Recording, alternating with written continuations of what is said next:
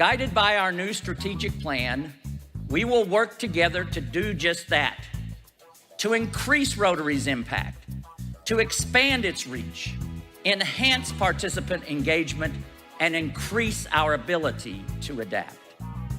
The first emphasis is to grow Rotary, to grow our service, to grow the impact of our projects, but most importantly, to grow our membership so that we can achieve more.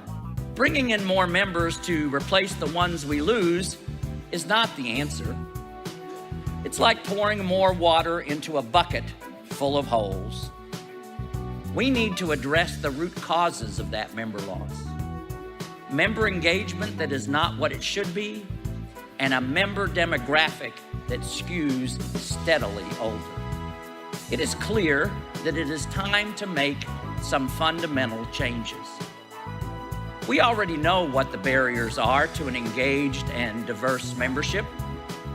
It is time to act on what we know.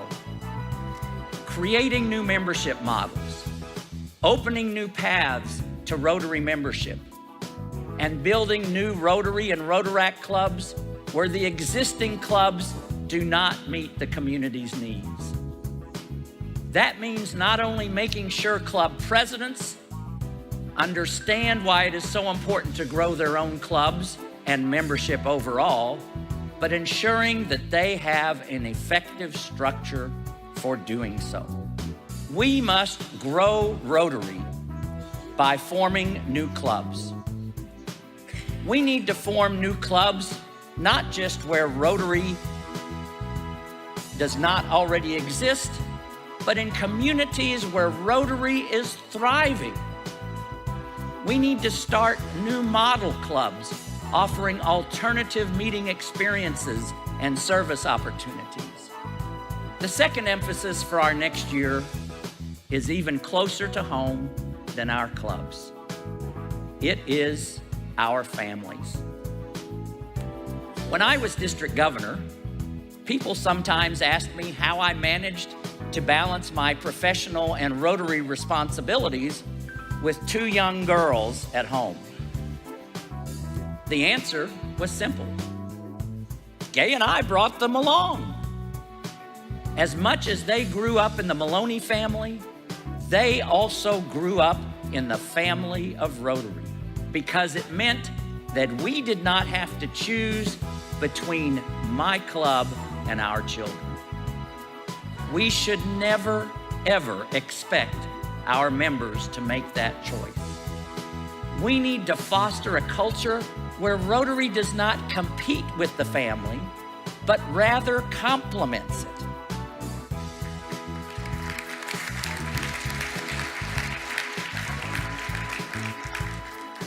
That means taking real practical steps to change the existing culture, being realistic in our expectations, considerate in our scheduling, and welcoming of children at Rotary events at every level, right up to this International Assembly. We cannot change our demographic in Rotary if we ignore the daily realities of the very demographic we most need to attract. Community-minded younger professionals. We need to meet them right where they are at their stage of life and welcome them.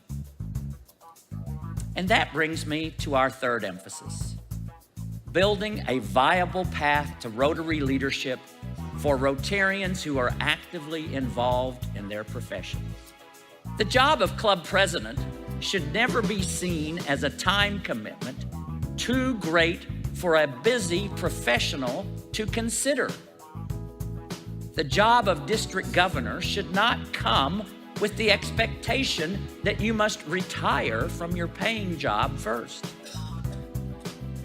By making volunteer positions into full-time responsibilities, we are closing the door to contributions of the people we need most in Rotary, the ones with the potential for decades of Rotary service and Rotary leadership.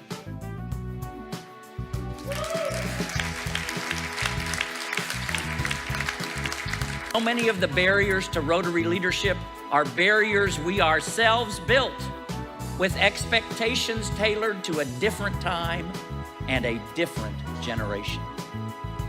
It is time to adapt, to change our culture, and to convey the message that you can be a great district governor without visiting every club individually, and a great club president without doing everything yourself.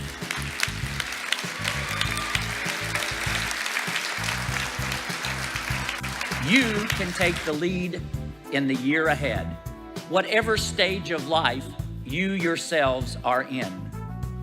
Begin to change the culture of leadership in your own districts.